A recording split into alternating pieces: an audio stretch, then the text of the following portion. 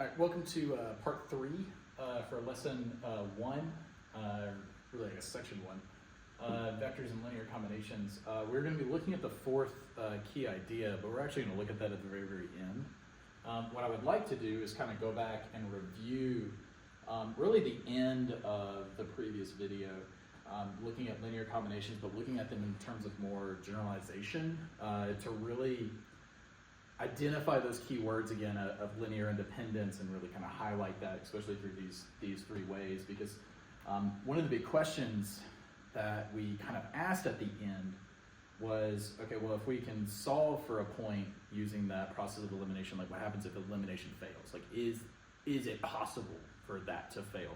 And what happens, what does that look like? What are the consequences, etc. So what I would like for you to do then is just in general, instead of giving numbers for a vector v and w, we're just going to refer to that as v1, v2, w is w1, w2. And we started with the column way. I tried to organize it kind of in the same format where, again, if we let v be v1 and v2, I'm doing the combinations then of d and w1 and w2.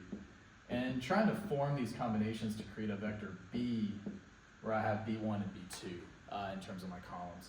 So this was the column way of trying to represent that combination. The row way, which was the way that you should be a little bit more familiar with when it comes to older math topics.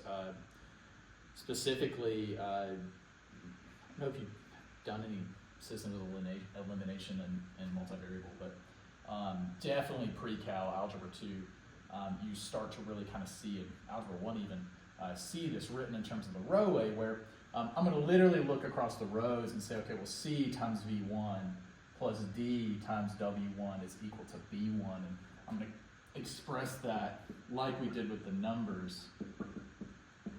But again, look at it in terms of a more generalization.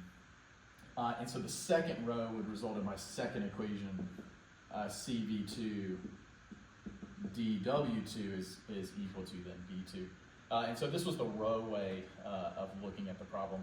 Now the matrix way of looking at the problem was essentially allowing or letting my vectors for V and W construct the columns of a matrix, which we typically refer to as A.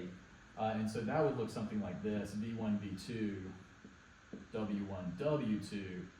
And I am multiplying this with C and D to try and create this vector B1, B2, at least this vector with components B1, B2, B2. And so my matrix way would look like this. And again, we'll see a lot of problems where we're going to approach it in the matrix way and ultimately try to start thinking about it as the column way, which is what we'll actually kind of see a little bit when we start asking the question of, can elimination fail? What does that look like? What happens, etc. But just to kind of go back to this, because if this is solvable, if V and W are not along the same line, then we can say that they are linearly independent. And this was that key phrase at the end of the previous video that I really wanted just to kind of showcase a little bit more. Because if my 2 vectors are linearly independent, they're 2 separate vectors, then I can always find combinations of them to give me any point that I want, or any vector, resultant vector that I'm trying to get to. Means this is always solvable, this is always solvable, this is always solvable. In terms of the old system, we can always find an X and a Y that works. It's a consistent system. It is solvable. In the matrix format, when my columns are linearly independent, which again we know this, at least when we're again assuming that this is solvable, then we say that this matrix is invertible, which is just one other big concept and idea that we're going to come back to. This matrix that's constructed of V and W is invertible. Again, that happens when I know that my columns are independent. So that leaves us then with the question of, well, what happens if these columns are not linearly independent? What happens if they are dependent? Meaning, essentially, that these vectors are either the 0 vector or they're constructed of one another. They are along the same line, And that's what I want to kind of showcase for you, essentially through an example, just to kind of help illustrate that, elimination doesn't technically fail, but it uncovers this truth for us. It tells us that my vectors are ultimately a combination of one another, and that there's no way to get every single point or plane. I instead construct a line, right? All my points again sit up on a line. So let's assume that V is this vector 1, 2, and let's let W be the vector 3, 6. So pretty quickly, what you can see is that W is constructed by multiplying V by 3. Right? It is a combination. It is dependent on vector V. So these are not linearly independent. They are linearly dependent. So according to kind of our line of reasoning through the generalization of what we saw from the previous video is that this will not give me a plane. Right? If I take V and W and I perform these linear combinations, I can't get any result that I want. Which makes sense, again, if I think about the visual, that this vector is really along the same line. So doing combinations, I'm really just staying along the same line. How can I get a point somewhere off of that? I can't. It's essentially kind of a rhetorical question. And so to choose a really general vector, let's just let B be the unit vector 1, 0. Because it turns out that we're not even going to be able to solve for that. There are no values for C and D where that's going to work. And so to kind of help illustrate it, let's use the row approach. Because again, that's the approach that's going to be a little bit more familiar. So we're going to take C times 1 plus 3 times D. And we're going to set that equal to 1. So just going across the first row. I'm going to take now 2 times C plus 6 times D. And that has to be equal to 0. All right, so now what we want to do is we ultimately then want to try and solve the system. So one way that we can solve this system is I can multiply this top row by -2, and then I can add my 2 equations together. We can go through, and ultimately my plan was to eliminate the C. That was kind of the reason that I wanted to choose -2. So if I do that scalar multiplication, so -2C minus 6D is equal to -2, my second equation stays the same. You can start to see some issues that arise. My C's eliminate, which is awesome. Right? That's the whole idea, is we want to zero out one of my variables. But I'm also zeroing out my second unknown.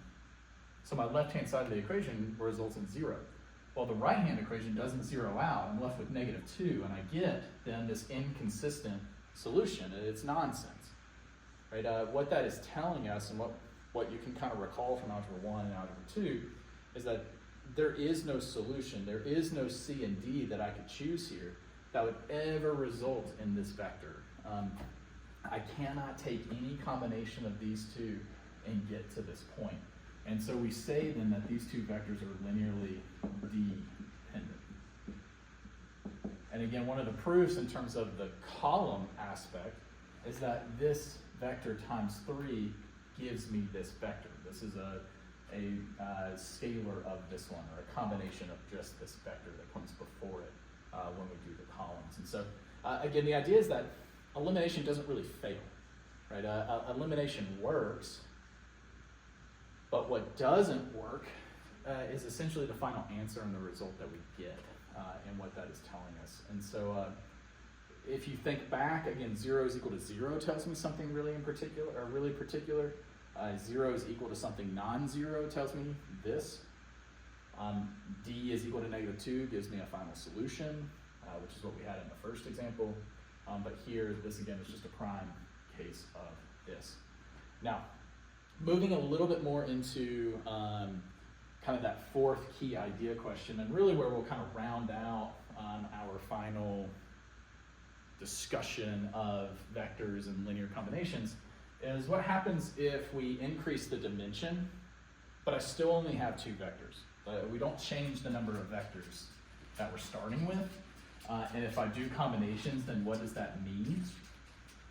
And what can we take away from that? Because remember, if my two big key questions with linear combinations is what does it look like and how do I get to a certain value, right? What can I find a C and D to give me a certain result?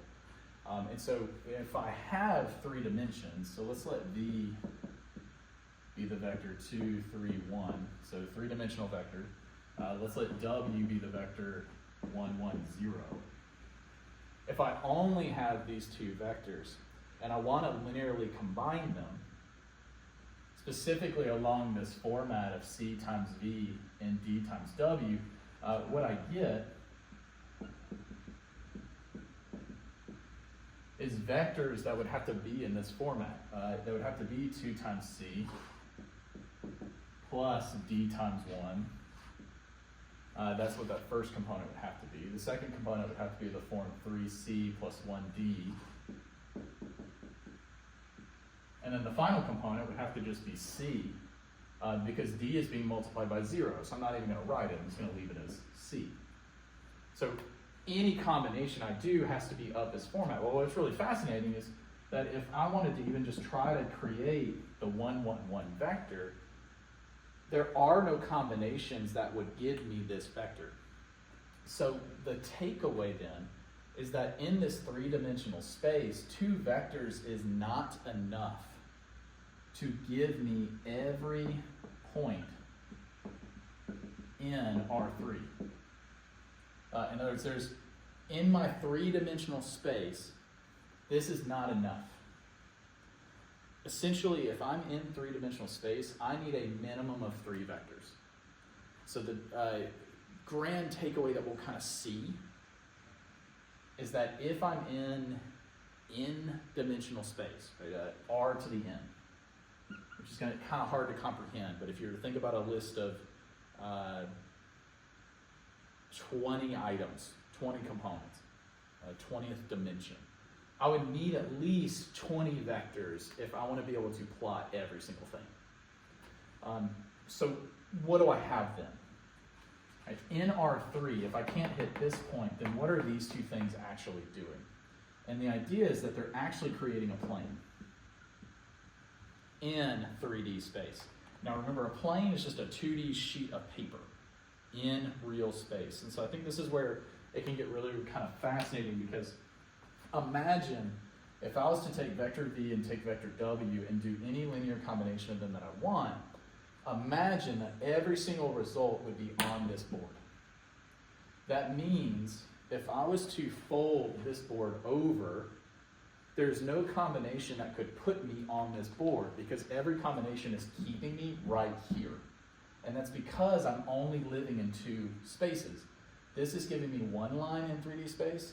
This is giving me a second line in 3D space. And so when I do those combinations of 2 lines, it's creating a flat sheet in space. That's essentially infinite. The second that I add in a 3rd vector, now I'm able to project over onto this next board, and now I can start putting points anywhere in space that I want.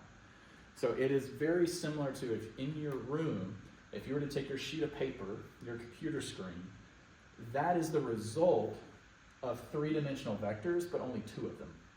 That could create every pixel, everything on that computer screen in relation to the room of like a 3D space, right? Whatever that 3D space may be.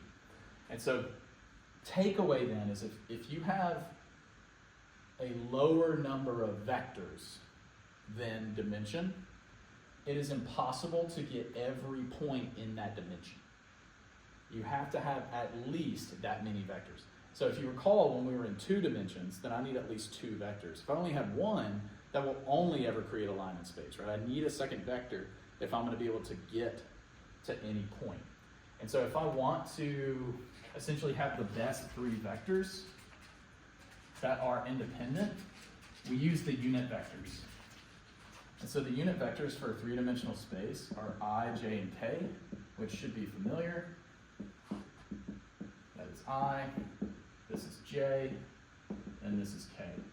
All 3 vectors are linearly independent. None of them are scalars of each other. So that means that I can take linear combinations and create any other point in 3D space that I want. This would result in all of R3.